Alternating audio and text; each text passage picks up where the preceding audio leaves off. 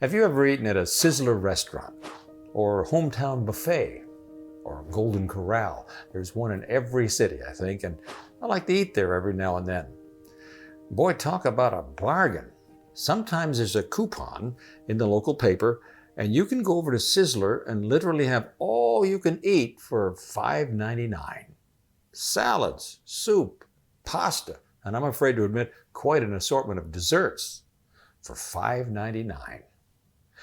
We've been over there with a few of our staff members, and I have to tell you, at $5.99, Sizzler has got to be losing money on some of our people. I won't mention any names, but they really can eat. Now, there's nothing wrong with having a good hot meal and getting a bargain price. But I want to tell you something that's caused me a twinge of embarrassment. I remember going out to Sizzler and taking with me some Russian friends who were over here in America visiting us in California. Now, these were faithful Seventh-day Adventist Christian workers who came to the United States for a brief period of study or church-related mission work before flying back home to Moscow and their own little community somewhere in that vast expanse of the former Soviet Union. Now, you know as well as I do the difficult circumstances people faced over there. There just wasn't food in Russia like there is here. Inflation had taken their rubles and turned them into worthless paper. Crops rot in the fields while the Russian mafia held back what little bit of food there was until the prices go up out of sight. People stand in line, we've seen them there, for hours to buy a day-old loaf of bread. Jean and I personally witnessed that in 2 different trips to Russia. But then these dear Russian Christians ride with me down the broad, smooth 101 freeway in Southern California, past malls and nice, rich estate subdivisions, and we go into Sizzler. And there they look at all of that food. And you know, I'm embarrassed that all that food is even there. Serving tables groaning under the weight of bread and fruit and ravioli and apple crisp, and then that big ice cream machine standing over in the corner. Then the crowning blow is when my Russian friends see plates still half filled with food go back into the kitchen and into the dumpster. Salad bowls still with plenty of food in them being emptied out. Pieces of bread left on the table. And then I drive these Russian volunteer Christians back to the Los Angeles International Airport to catch their flight back home to Moscow. Leftovers. Leftovers are a whole spiritual topic in themselves. And one of the amazing parts of this feeding of the 5,000 story actually is pretty amazing from start to finish, is that Jesus started with that one little sack lunch and ended up with 12 baskets of leftovers. Why were those leftovers there? Did Jesus miscalculate when he miraculously created all of that food out of 5,000 men, plus women and children, where there may be 400 or 500 people who just weren't as hungry as Jesus had predicted, so there was a lot left over? Well, I don't think we need to give the Savior a D- for his catering skills. In fact, I'd like to propose that those 12 extra baskets were as deliberate as anything else Jesus ever did. Let me suggest several reasons why. First of all, to teach a very simple and practical, down-to-earth lesson. Don't waste things. That's an easy one. But we miss it a lot, whether we're at Sizzler or not bothering to carpool when we could just as easily have done so.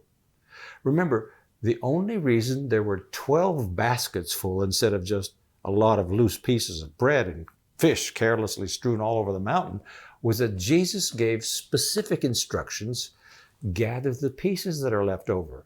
Let nothing be wasted. Like all 4 Gospels record that the leftovers were gathered. But in the book of John, Jesus is described as clearly giving that command. Now, that should be a lesson for each one of us.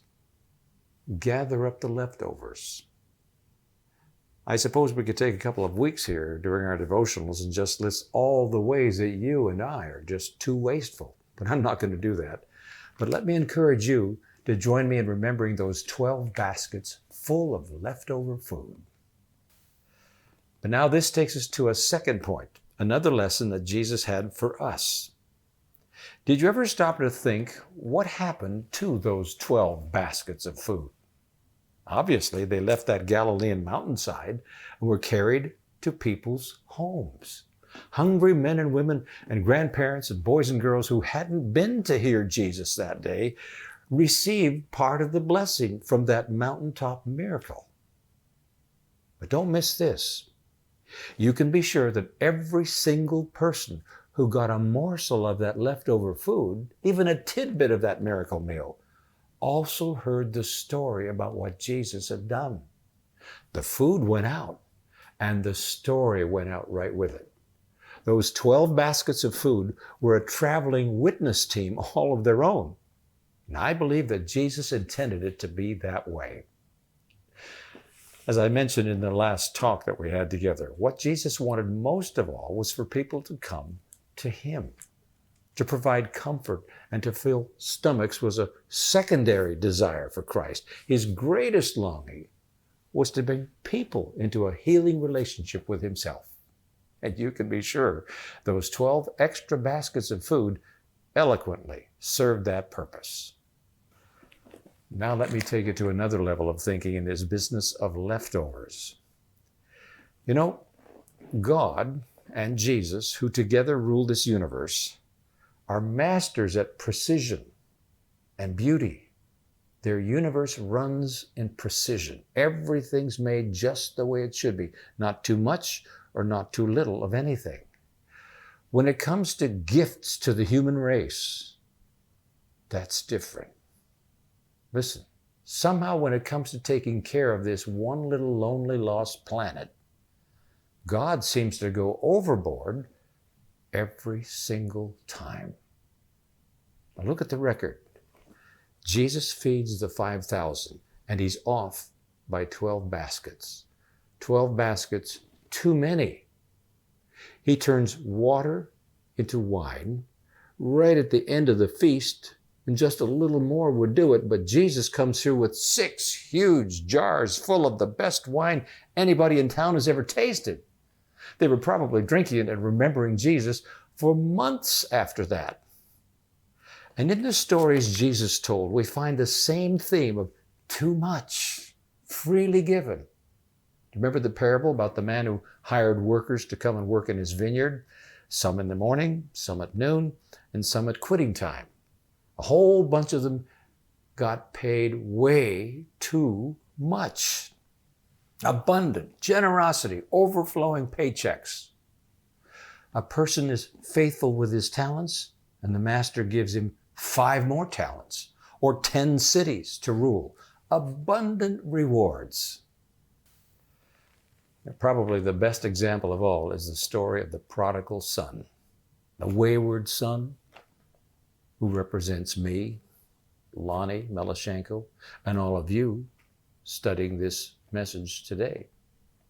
That's us out in the wasteland, so far from home, so wretched and hungry and dirty and undeserving. And yet, when we finally climb to our feet and stagger down the path toward home, our Father meets us at the front gate. His arms are wide open. He brushes away our apologies and our groveling. He refuses to even listen. And then what does He do? He calls for the clean robe, for the new shoes, for a royal attire to be brought. He motions to a servant, and the fatted calf is stuffed. The banquet table is loaded up, and the party begins in our honor. Why?